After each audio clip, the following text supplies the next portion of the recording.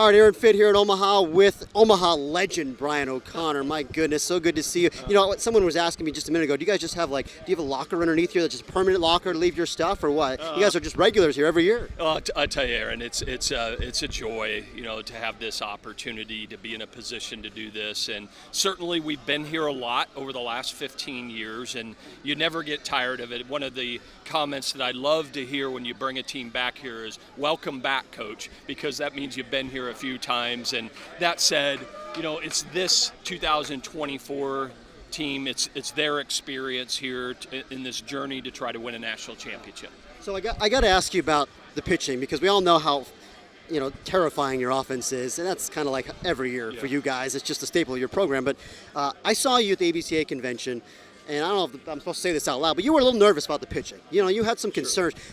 Tell me about the job that Drew Dickinson did, bringing this staff along, and you get to the end of the year, and Blanco has become this guy, and Woolfolk's pitching his very best, and Augustine at the back. I mean, how did all this come together for you guys? Well, first of all, when you start off a season, any coach is a little bit uneasy if you lost 75% of your innings from the year before. So you just didn't return that much experience. That said, I knew that we had some really good guys that just didn't, I remember talking to you that night that they just needed time in the first half of the year to gain experience and learn what it takes to win an elite level baseball. Drew Dickinson, in his 5 years with us, has done one of his best jobs as our pitching coach in developing these guys. And I measure a staff and a pitching coach on, are they peaking at the right time? Or do they peter out 75% of the way through the season?